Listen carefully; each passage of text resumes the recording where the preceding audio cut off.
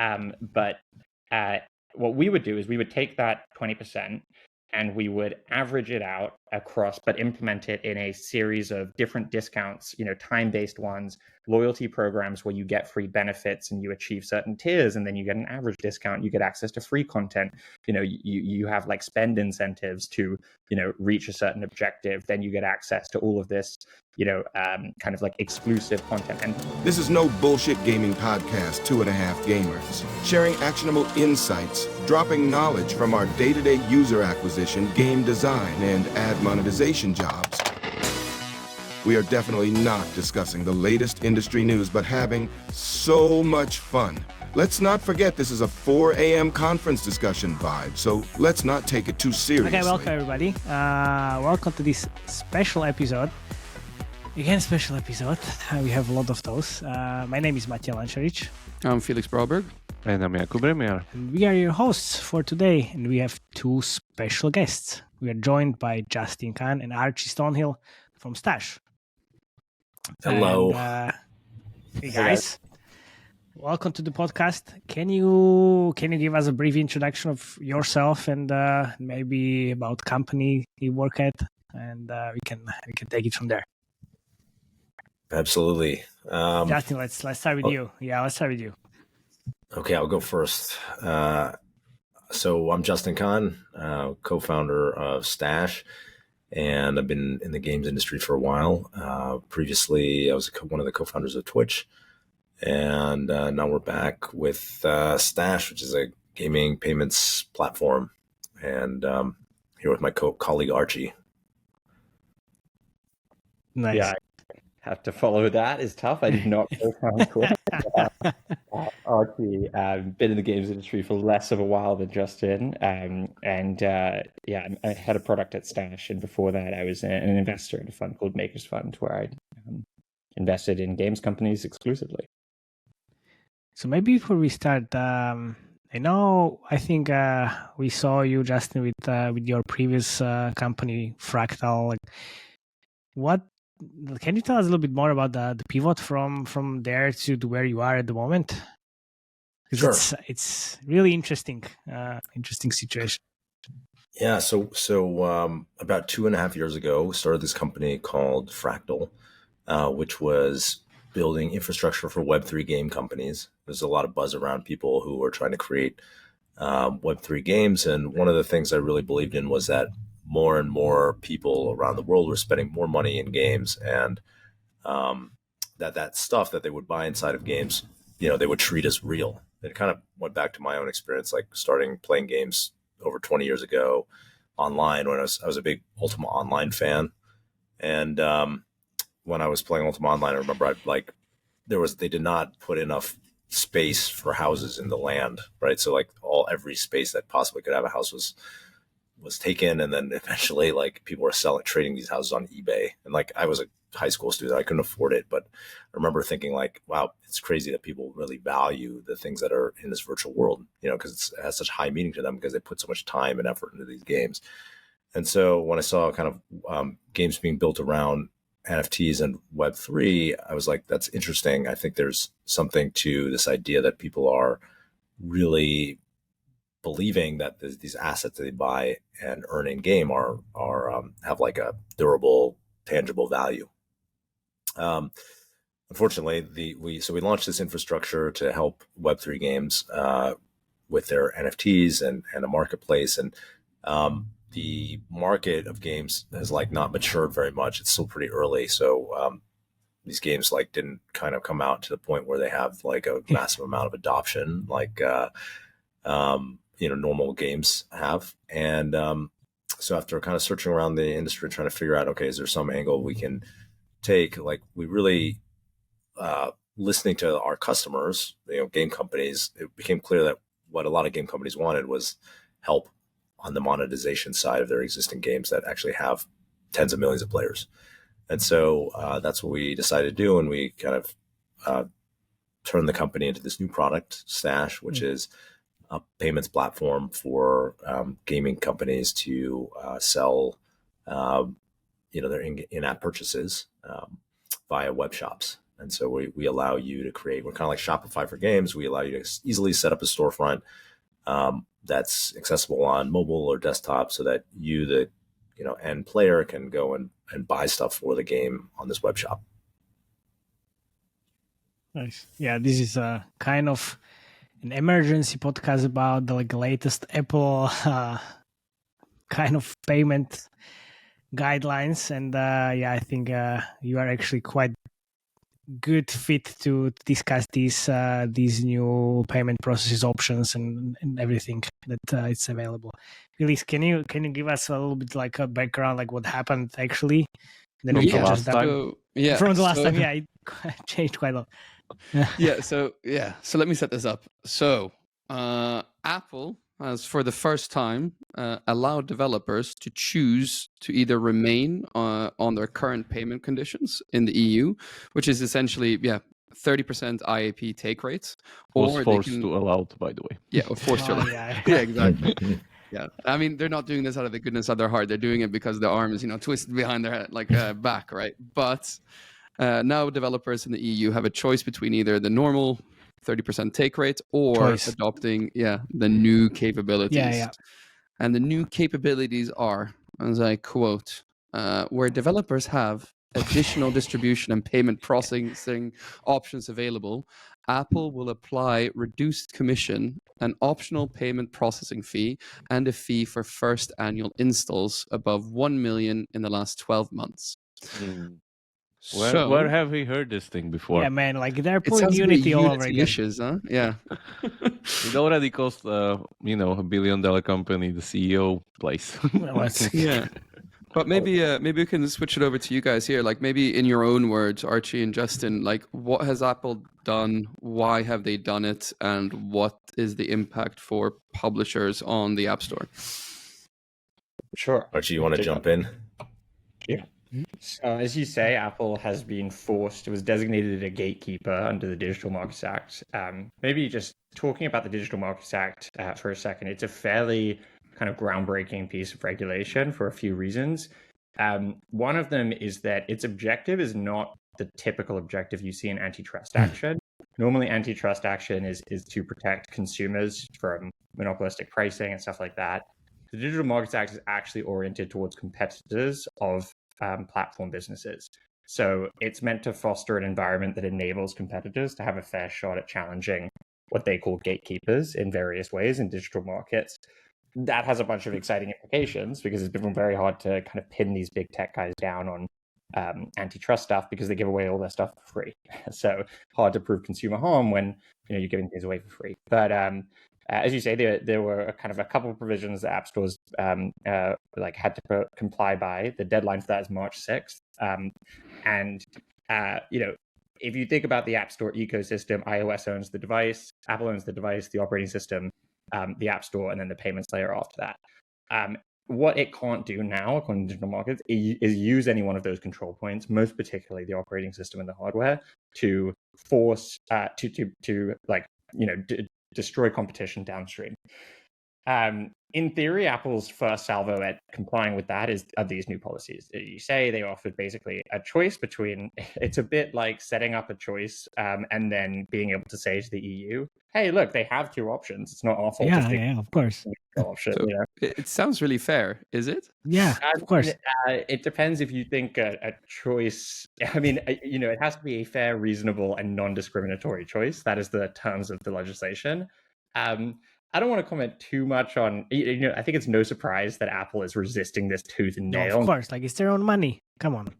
Yep. Yeah. So there are kind of three ways in which Apple could be opening up. So one is allowing alternative app distribution, as you said. Another one is payments, allowing alternative monetization channels in apps. And then the third is non-app monetization and sales. It'll give up on payments they've lost, I think. That's what it really cares about, is the payments volume for apps in the App Store. It is being forced to allow sideloading. And to be fair, there are some viable products now with their sideloading infrastructure, even if they do come with that alternative App Store install fee. By the way, worth noting, it's only installs above 1 million on the App Store. If you're distributing outside of the App Store, you pay that core technology fee on the first install. So that is makes it very tough for any smaller company to do this. And then out of app payments, I think, has been the most immediate opportunity for a while, and a lot of the not only EU action but American court action has opened that up even more. Sorry, just to summarize this, because I think people maybe miss this kind of important thing. So this only applies to EU and EU states, and the US one is just the one with like you are allowed to put that web link into your app that we regulate and approve, blah blah blah, and all these things. That there are not even this like new runtime fee options for US developers. It's not there yet. It's not there yet. It's not there yet. So this is just for EU stuff. And the US stuff is just that web link that you can get approved by Apple to let the traffic out of your app into the web store, and that's it. Yep. Yeah, that's right. That's right. So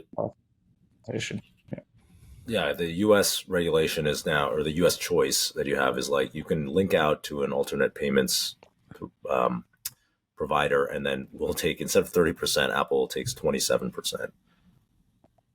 And it requires in case of payment, I think it's very important. Like, if it's not a payment, just like hello, this is a web store, we'll leave you to it. But you still don't understand. Like if you already click on that link, you have a parameter in that URL that kind of stays with you, unless you either refresh the session or the session ends. Unless the session ends. And they have a claim on any revenue made 7 days after that click. However, 7 days after the click. So you have the win, like 7-day win attribution window. So get rewarded for this reward after 7 days of going to the web store. I can decide it already in my head. You also have to apply for an entitlement. I think there's very few cases where the link out makes sense. But having said that, there were two parts to the court ruling. The link out one has gotten the most attention. The other one was regarding communications about alternative payment methods. Previously, developer guidelines 3.3 banned developers from any communication. So now you can do a lot more to tell players about your web store and communicate with them, which is pretty powerful, actually. That's probably the most exciting thing, I think, that's come out in the last couple of days, is the communication stuff. Yeah, okay, so potentially you can just communicate, hey, we have a web shop, you don't put link into that message, and they're like, yeah, okay. But then you can communicate, so you still need to pay 27%, but how they can track that? No, it's only if you link out. Okay. By the way, you actually need to still be a bit careful, but Rovio just launched a pop-up in their app store, in their apps, where they say, join the Rovio club on their website, and that then leads to a web store. So Rovio is already taking advantage of this. Yeah, because this was always like my point, even like the previous ones. Like the point is just to move the payers to the web store. It's like one-time kind of movement that cannot be then stopped by Apple. Like if they're already there, like they can't stop them from paying in the web store if there's better prices there. Yeah. So basically, link out. Like developers are going to be highly incentivized, especially if they do customer segmentation, to figure out who their best customers are, to go and move those customers to their web store. And they can do that through, we think of like many different mechanisms. They can do it by creating these clubs or memberships or discounts, or, even just reaching out and telling the users on an individual basis through different channels, communication channels, about their web store. So I think about the Jakub as you can have also, let's say, your own community, and then you can push in your community, your web shop, like, hey, we have the web shop, and like, there you go. You have already like your best community there. Yeah, of course, but again, it's a matter of like KPIs. Like if most of your DAU is sitting on the mobile store and they're not in the Discord, Reddit, whatever, somewhere else, like you need to get those pairs off there. That's most of the payer DAU then in that case. Yeah, this would not be viable if it weren't for whale monetization in free-to-play games. And in fact, like when we set up Stash, this is already a market that's huge, right? So Playtika is doing 25% of its revenue through direct-to-consumer channels, namely web. Huge is doing about 10% of its revenue. Plarium is doing 30% direct-to-consumer. Like these guys are already doing this. I've been surprised by how much the big guys are already doing this and just keeping quiet about it. Yeah, how do they do it? Because they're, social casino mainly companies which have very high LTV Yeah, but users. how do they do care that? Like, how about do they it. do it physically? How do they get them out of the store? So they move their top 0.5% by very high touch account management services, a really good rewards program that Playtika has that incentivizes use of these channels. Like, you're never going to be able to offer a more convenient experience going through the web store, a direct consumer channel. So you've got to offer a better experience, and that's what we do. But if you do that, players love it. Okay, because social casino already have these VIP programs for years, right? Like, they know how to identify their high target players, and they treat them well. Let's call it that way. They treat them well. It's happening also in strategy games and in other genres. Yeah, strategy, exactly. Strategy games, anything that's cross-platform, like Scopely's had a real success doing this. So is Fun Plus. There's a bunch of companies, even outside casino. Rovio's pushing it hard. It'll be very interesting to see how Angry Birds does with this. I'm curious if that works. Yeah. Okay. Sorry. So I mean, we had this. But we can get back to actually the Apple kind of fun stuff that happened last week, because we played around the Apple calculator as well. Let me get it up here. Here we go. Let me open it. Yes, please do. Up. I also read something about this absolutely enormous fee for Instagram, WhatsApp, and something else, like millions of dollars per month, not even per year or whatever was that. Yeah. Let me talk it through, because you guys are the experts, right? So I inputted the download and install IAP numbers for Activision King's mobile iOS platform. So basically, this is how much last year in 2023 they earned in IAPs in the EU from these many installs. And it's confusing because this is monthly, this is yearly. So I guess they're trying to confuse you already here, right? But are you guys the alternative app marketplaces or alternative payment processors? No. So there's kind of three different things you can do. So, okay. So the first is you could pay via your via Apple IAP, right? That's the status quo. The second is you can adopt the alternative terms. And then the third is you can monetize those players in other places like the web. So we are that third category primarily. I mean, obviously we are looking at side loading very closely. And I think as this evolves, we'll figure it out. What Apple's policy does is make it so that you have to go all the way when you adopt their alternative terms. So you have to choose between the status quo and that. Can you go back afterwards? It doesn't. That I actually haven't gotten clarity on that. It's not totally clear, depending on what you do under the context of the alternative terms, because the alternative terms include both alternative payments providers. Link out in Europe is under the alternative terms, and alternative app distribution. Also, does it say if I can have one game on one term and then the other game on the alternative? So long as they are truly different games, yes. Okay. What does it mean truly different games in that case? I mean, that's quite confusing. That's the App Store review process. Oh, okay, good. Interesting. I would guess a different ID. Okay. Cool. So what do I put here in the number? Like, what is it?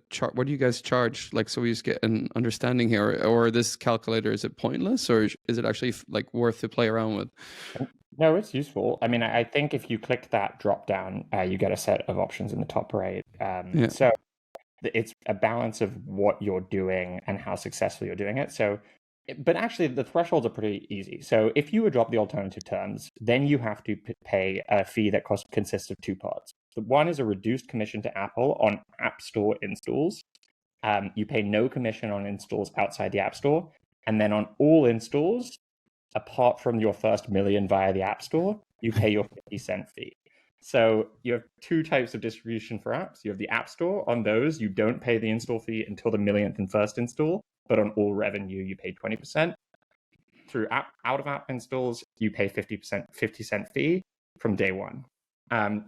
Now, the upshot is, if your annual monetization per user is greater than €5, then this makes economic sense for you, because the 10% difference in the commission, even if you don't go through out of app store distribution, then you just switch to a 50-cent install above $1 million and a 20% fee.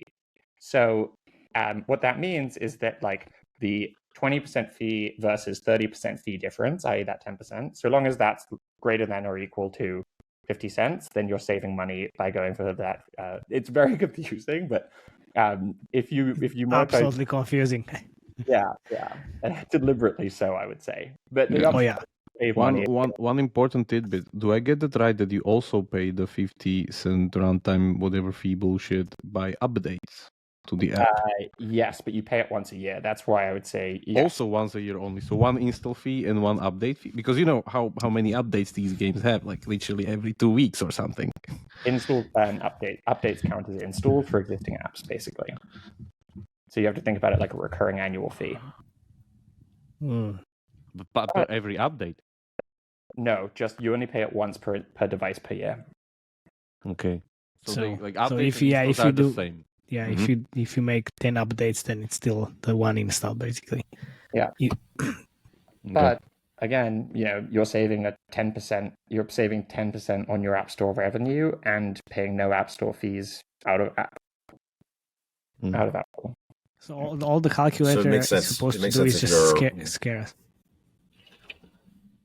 Yeah, it makes sense if your revenue, right, per user per install is above $5 or €5. So high volume loyalty games are pretty much like out of this debate immediately. They just exited the door. Yeah, pretty much. In that case, yeah, low DAU, high LTV as like strategy games, but it's like it comes down again to what we discussed just now, like strategy games, mid-core games, social casino. You mean like whole Japanese market? Okay, fair enough. Yes. If you have a game where you're making, especially if you can target the users, I mean, if you're making, you know, $25 per install, which isn't crazy for a lot of games, this saves you a lot of money. I mean, it can basically halve your fees in many cases, depending on the size. But it's, you know what, it's not like your CPI is 50 cents as well. That's the thing. No, you make $25, but you also pay like 20, 30 sometimes, you know? CPI, You're getting, you know, you're getting more than 10% additional revenue without doing anything other than switching terms. True. That's a fair point. But then, like, I know Apple will do everything they can just to make this as scary as possible. By the way, what's you know, where's the guarantee that they cannot just raise the fee? I mean, the 50 cents one, or like, you know where I'm heading here. They could at some point. It's fair. Yeah, they could. I mean, that's the fear, right? Like once they see, for instance, just as you said, like, oh, this works great for high LTV games, then like half the market of high LTV games switches there. Apple sees like whatever, 5 billion less revenue, and they're like, oh, by the way, we're increasing the fee from 50 cents to $2 or whatever they match your LTV kind of threshold. Hey, I can imagine us having this conversation 5 years ago and saying, hey, what if they get rid of the IDFA?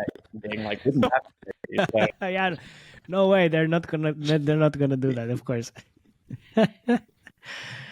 Oh my god. Okay, but now, so how much should companies like expect to pay if they go to like external partners? Kind of like anything. Also, does it affect like volumes and stuff like that?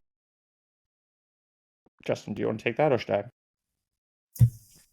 No, go ahead. So it does depend on volume and it depends on where your users are and how they're paying. So fortunately for us, like whales tend to pay with low cost methods. So our model at Stash is, well, at the beginning, to be honest, right now we're in a kind of like, we're trying to innovate, we're trying to partner with really good devs. And so we're not charging a commission, but you have a cost to each transaction. And so that cost averages out at $5 on a transaction. That's probably high for who your users typically are. If your users are kind of using network carrier billing in Africa, you're going to pay a lot more. If they're just using credit cards in America, you're going to pay a lot less. So you can expect to pay low single-digit percents. But one thing I'll note, and this is quite hard to explain, but when people think about how much money Apple takes versus their revenue, they think about it often very wrong, because Apple takes 30%, developers get 70%. And so developers think that Apple gets 30% of their revenue, but their revenue isn't the 100%, it's the 70%. So the ratio isn't 10 to 3 developer to Apple, it's 7 to 3. So in fact, the additional revenue that you get from Apple is 43% of net revenue, i.e. your developer revenue, not 30%. So there's always a lot more spend there than developers think. I don't know if that confused everyone. A little bit. It was like, Yeah, I can't even spell that. Like, what? All that's to say that the actual gross revenue figure is much higher than you might imagine. Yeah, still not helping, Archie. Yeah, exactly. But, Okay, but for those 5%, right? So if a developer chooses to work with you, what do you guys do? Are you guys a merchant of record? Like, how does it work? Yeah, all of that. We view our role as to be like both the kind of technical payment provider, so doing merchant of record, compliance, tax collection, etc. So you don't even have to worry about that, and to enable the best possible direct consumer strategy with lots of e-commerce kind of techniques, design, additional features that we can go into if you're interested in. But yes. Yeah, we more. do. Yeah. Nom. Definitely. I've seen some offer segmentation, whatever discount price policy there. So really curious about that. Yeah. One. Yeah. So the thinking is that games for the entire industry's history have been intermediated by platforms, first the consoles and then, mobile and then Steam. And so they've never operated direct to consumer channels successfully, with a couple exceptions like Riot and Roblox and Epic. And so, we don't really have these expertise in the games industry on how to do this. We've relied really heavily on, these platforms to do this. And so we have been, bringing in expertise from other industries that have done this very successfully. There's a couple I can flag. So, for example, hospitality, like hotels and airlines, have maintained very successful direct consumer strategies. And they're quite similar to games because the additional cost to them per user or per customer isn't actually meaningful. So it doesn't cost you anymore if you're a hotel to have someone stay in a room if you're not at full occupancy. The real cost is operating the hotel. It doesn't matter if you have 99 out of 100 guests or 100 out of 100 guests. Same with an airline. The cost is flying the flight, not per passenger. So that's why they're able to offer very generous reward programs and loyalty programs. Or even in games, it's even better, right? There's no incremental cost to another skin. So think about all the benefits you can offer a user to come to your direct consumer channel, with additional exclusive content, cosmetics, and stuff like that. So there's really exciting stuff we're looking at designing there that's similar to hotel and rewards. We're also looking at stuff like fashion, which successfully went from intermediated to direct consumer online. And then real money is the other big one, casinos. But this doesn't apply to power progression economies, does it? Well, you can tie it. I think it's best done when you tie it into your. Well, it depends which market. If you're in a pay-to-win one, it may work, right? Like, yeah, you know what I mean. Yeah. Best done when you tie it into game design, right? Because we've got so a lot of what we do is trying to take your objectives for your e-commerce channel and translate them into the best possible implementation and most Archie, wait. Yeah. If you didn't know, like, there's no bullshit. Yeah, it was a lot of bullshit. Podcast. That's like, Jesus. it's very vague. That's very vague. I know. That's very Can you vague. show us something, maybe? Let's bullshit. Like, what? It sounds great. So say that you operate like a channel, you operate a game that has, and you want to like drive a direct consumer like channel. Sorry, give me a sec. There you go. That's the bullshit No meter there. That was warning. Yeah, that was a warning. That was a warning right there. It's exactly. Yeah. No. Sorry to be interrupted. Okay, so that was the no bullshit police. Yeah, no bullshit police. Ring the door. All right, sorry. Yeah, go on. So say you're operating a direct consumer channel and you want to incentivize users to go there. You can essentially be like, hey, Stash, we want to offer a 20% benefit to users for using our channel.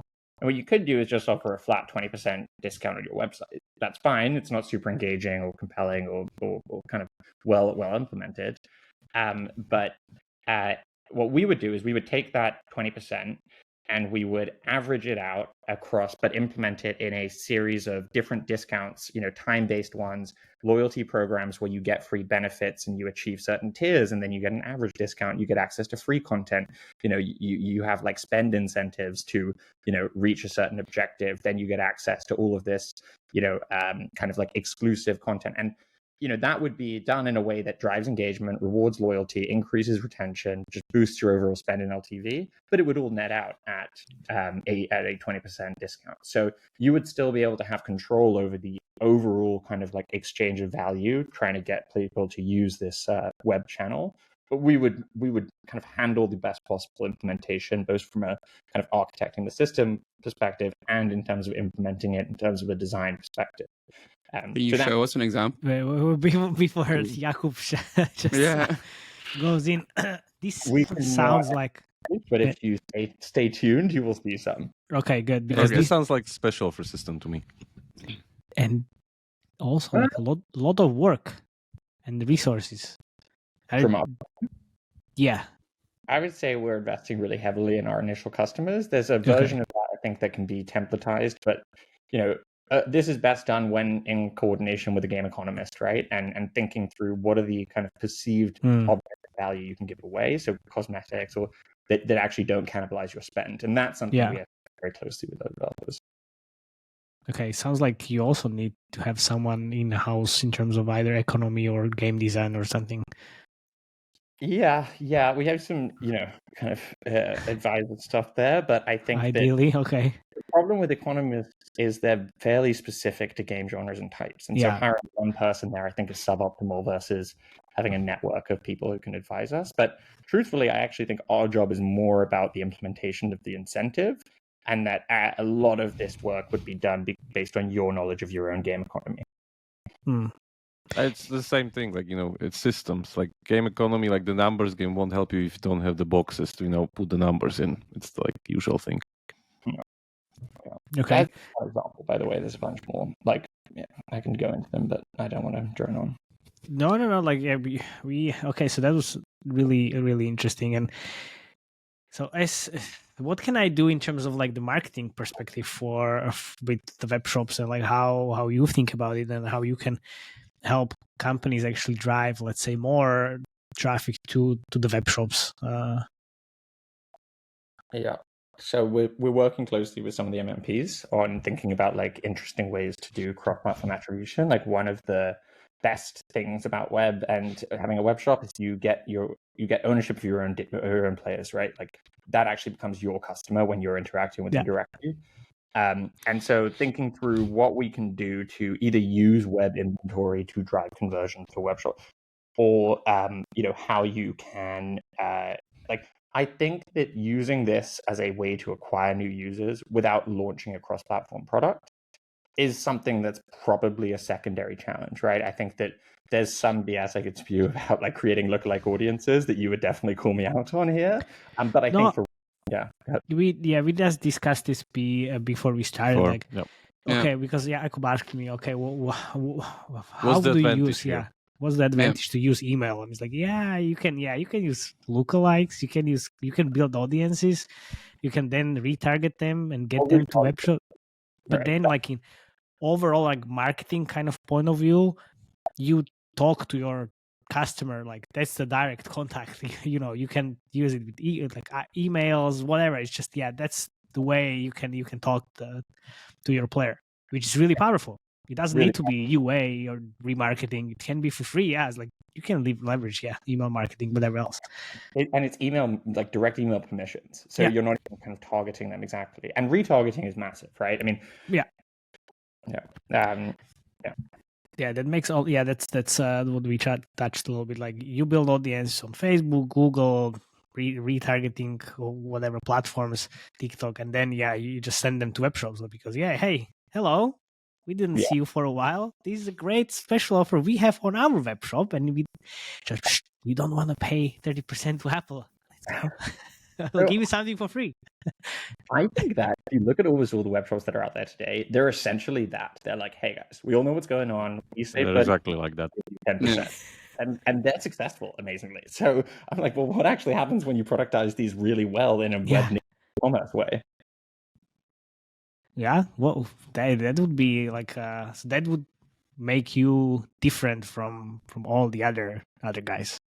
Yeah, and the other thing I'll add is that like we don't view the web environment as just a shop, right? So I think that part of this, like we are not a web shop business, we're a direct consumer business, and a lot of that is about enabling experiences that are, you know, really valuable for players and that they enjoy and enhance their experience of the game. And that varies a lot by the type of game, but you know, if you're a competitive multiplayer game, I think, or a kind of like, you know, MMO, I think this web environment would be somewhere you have like a social discovery tool where players can find people to do raids with or find competitive teams they want to play with.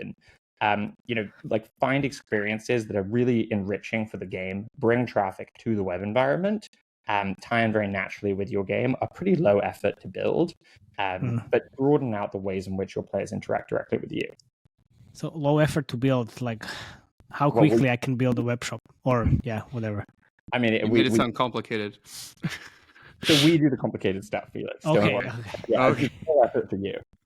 All right. So okay, hey Archie, I need the web shop, and you say, look, I will give you a call in 7 days. That'll be 5%. I'll call you in 5 days. We could do it in 5 days, but it would be suboptimal. I would say we would need to do. I would think it would be much better to do it, and we only want to do things that are kind of like well made and serious efforts at doing this in a premium way. That, you know. Okay.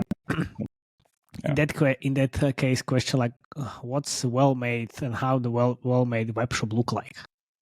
Well, I can show you some of our mocks if you. Yes. Like. Yeah. Go. Yeah. Nom. Yes. Some are better than others. Supercell is fairly well done from a UX perspective, which many of them aren't. But I don't think any of them are really like e-commerce experiences. Compare them to anything you buy at like a, you know, fashion experience. Yeah, I think Archie, was it you on LinkedIn that mentioned, like, I think 2 years ago the buzzword was Web3, last year was AI, and then now it's web shops. Yeah, amazingly. Man, that's it basically, and it really kind of gets to the like different segment of like this online marketing, because then you need to have the web shop, I guess, visible for everybody. You need to have pretty good search engine optimization and on-page SEO, then maybe some link building, and then obviously like conversion optimization on that web shop. Like, you know, all of these things that kind of are still out there just on like landing pages and just outside of gaming, basically. Just now coming back to gaming. That's just interesting. Yeah. Just by the way.